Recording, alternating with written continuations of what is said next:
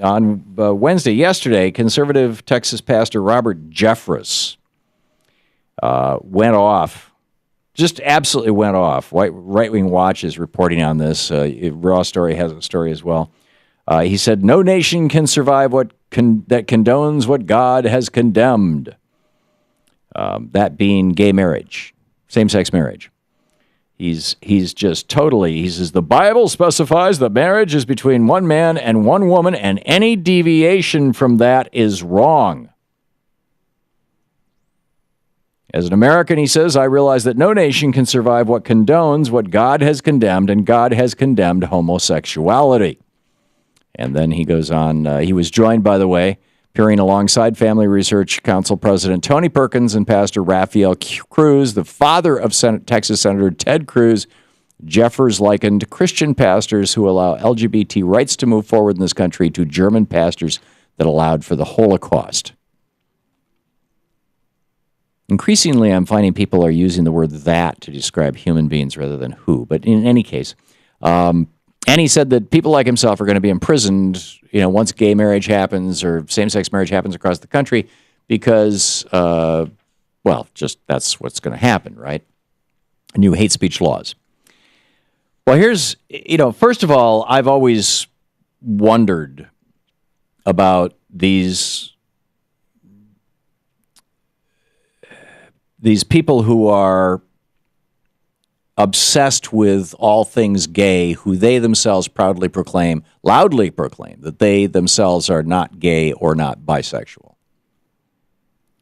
I mean, there's been good science done that shows that the more homophobic a man is, this is literally in this science, they wired men up, they wired their penises to a contraption, that measured whether there was a physiological response to pornography, and they showed them straight porn and gay porn.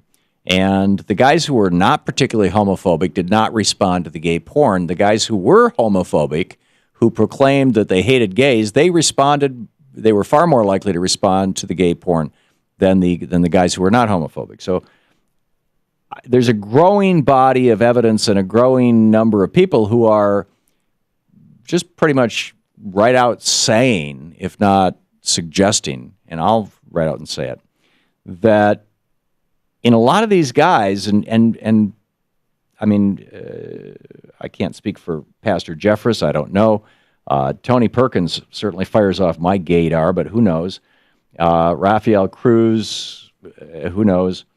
That many of these guys are actually gay or bi themselves, and they're just so aggressively, constantly fighting within themselves to try to repress that they have externalized that internal battle onto all of everybody else.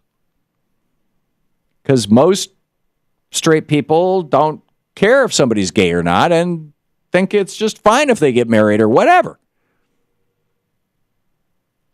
But beyond that, there is this little factoid that I think that needs to be knocked down. And then at the bottom of the hour, we can pick up your calls about, either the horrors of slavery.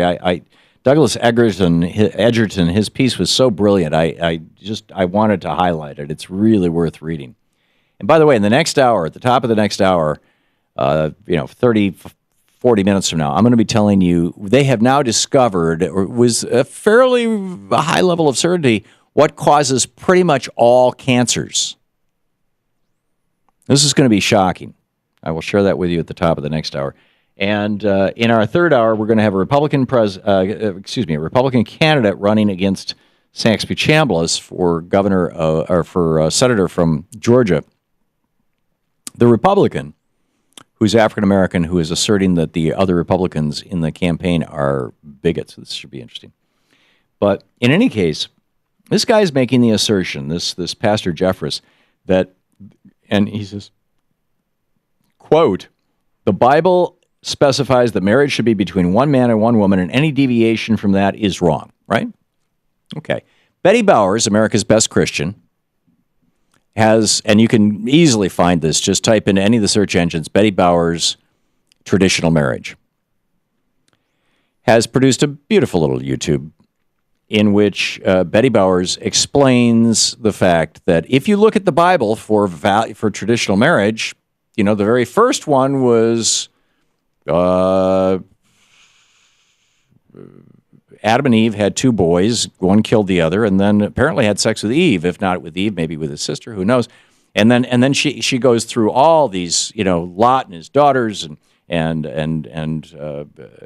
Sarah giving Hagar the maid, and King David's son having hundreds of wives, and 700 wives, 300 concubines, and Lot's wife turned into a pillar of salt, so it's a table condiment, and several places in the Bible where if you rape a woman, then she's your wife, or if you, and so on. And so this is how Betty Bowers kind of summarizes it. This is what the Bible actually says about traditional marriage. So let's recap the Lord's idea of the perfect marriage. It is between one man and his sister, and her rapist, kitchen condiment, gal who's kidnapped and raped a few more women, an adulterer, and a pack of raped whores, 700 wives, 300 concubines, and the help, and a son who has murdered his brother. But it is not between one man. If you look through the Bible for the traditional, definitions of marriage, that's it. So why don't these guys just let go, right? This is not the Bronze Age. We are not living by the values of 300 years ago. We don't stone our children to death anymore when they talk back to their parents.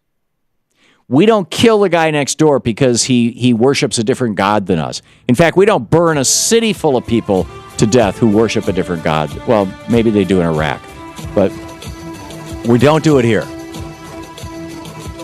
We have stepped fully into the 21st century, and frankly, it's, in my opinion, time for Pastor Jeffress and Ted Cruz's dad, Raphael, and Tony Perkins to get over it. I mean, either come out or stop talking about it.